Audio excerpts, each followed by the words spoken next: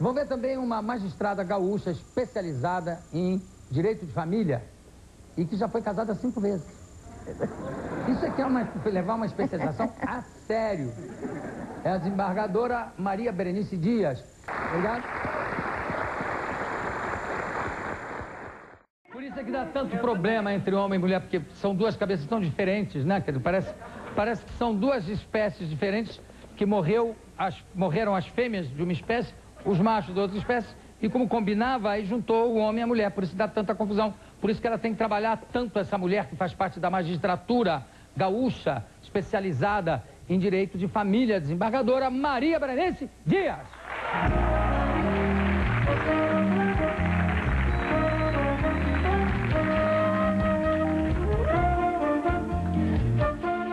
Deixa eu ver os seus livros aqui. Ah, trouxe um kit pra ti. Primeiro, uns charutos de Cuba, que eu sei que tu gosta. Estive lá fazendo uma palestra. Obrigado. Muito obrigado. Um congresso de família. Claro que eu fui falar sobre famílias homoafetivas. Uma das minhas especialidades. Charuto cubano? É. Olha aqui. Esse é autêntico que eu trouxe lá. Tô vendo que é autêntico. Tô vendo. Deixa eu ver aqui. Com licença, só um instantinho. Desculpa esse lugar. Tá fresquinho. Eu vou fumar antes que envelheça. Alex, me traz um cortador de charuto aí e Você se incomoda, senhor? Não, ao contrário. Hein? Ao contrário, um prazer. Então, para mostrar como eu gostei. Te trouxe também um livro, a minha autoria, sobre união homossexual, preconceito e justiça. União homossexual? Por incrível que pareça, primeira obra aqui no Brasil, no século XXI, que trata de uma questão já tão antiga como das questões, mas as pessoas têm certo medo de enfrentar temas, algo, muitas vezes de eles acham que se não oficializar, então deixa de existir a relação. É engraçado, né? Vai para baixo do tapete, aí ninguém enxerga, ninguém até vira fora do... E também uma obra coletiva sobre o novo Código Civil, que também aborda essas questões. Agora o negócio de união estável, né? Antigamente era 5 anos, aí era caracterizado... Agora não tem mais prazo, né? Não. Prazo pela lei só teve durante muito tempo. 1 ano e meio é que a lei estabeleceu 5 anos para se reconhecer uma união estável, que é um absurdo, porque às vezes as pessoas vivem juntas. Mas como é que se estabelece, então, uma união estável? Pois é, este que é o problema, ou seja, quando é que começa. Mas às vezes começa, por exemplo, com um casamento religioso, ou esses dias houve o reconhecimento de que começou a união de pessoas que não casaram. Mas o casamento religioso não é casamento, né? Casamento é o civil. O fato é assim, tem que encontrar algum elemento que identifique. Ou quando acaba por exemplo, desculpa, sem querer te interromper, já interrompendo, voltando atrás, para não entrar numa coisa muito técnica. O casamento religioso não é reconhecido, você diz, né? Mas já é um indício de união estável. Exatamente. Então, a gente consegue marcar que começa a união ali, ou esses tempos no que nós julgamos que ela juntou a nota fiscal da compra da aliança, ou quando escreve ela, às vezes, num clube social, como companheiro. Bom, então aí está configurada uma união estável. E a partir... Um clube social? Às vezes quando vai lá, minha dependente e tal, seguro de vida. Tudo isso são indícios que comprovam, eventualmente, o começo de uma relação, porque é importante fixar esse momento, que no casamento tem a certidão do casamento, porque existem consequências jurídicas a partir dali. Ou seja, é uma união, mesmo que as pessoas eventualmente não quisessem aquilo, não quisessem que o patrimônio se comunicasse, que surgisse obrigação de pagamento de pensão, surge por decorrência da lei. Isso não dá uma margem maior à má-fé de ambas as partes? O que dá margem à má-fé é esses famosos contratos de namoro que agora está querendo ficar moda. Então assim, sai, firma um contrato de namoro, diz, olha, nós só estamos namorando, não tem consequência nenhuma e tal. Que isso não tem valor nenhum. Porque, no fundo, as pessoas é que têm receio de que acabe contaminando patrimônios e tal. Mas já é uma coisa meio de má-fé. Por que não tem valor nenhum se é um contrato firmado entre duas pessoas? Porque dentro de uma relação nós ainda não temos equilíbrio entre as duas partes. Normalmente o homem tem uma capacidade econômica maior do que a mulher e esse desequilíbrio, as mulheres acabam concordando, acabam ficando fora do mercado de trabalho por interesse do próprio varão e depois de muito tempo de convivência, o patrimônio às vezes está no nome do varão e ela não tem nada, só tem aqueles filhos, não tem como se inserir no mercado de trabalho e isto gera um certo desequilíbrio.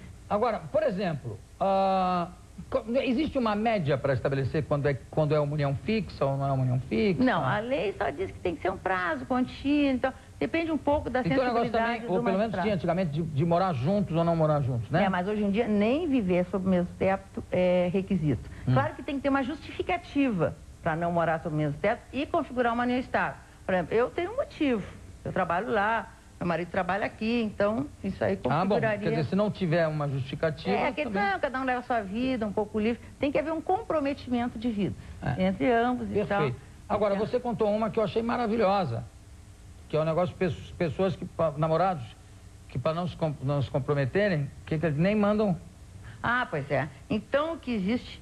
assim, fica o homem com aquela postura de caçado e a mulher de caçador. Então, a orientação é a seguinte para o homem: não mandem flores, não mandem cartõezinhos, não andem junto, não vão passar o fim de semana para lá, porque vai virar união estável.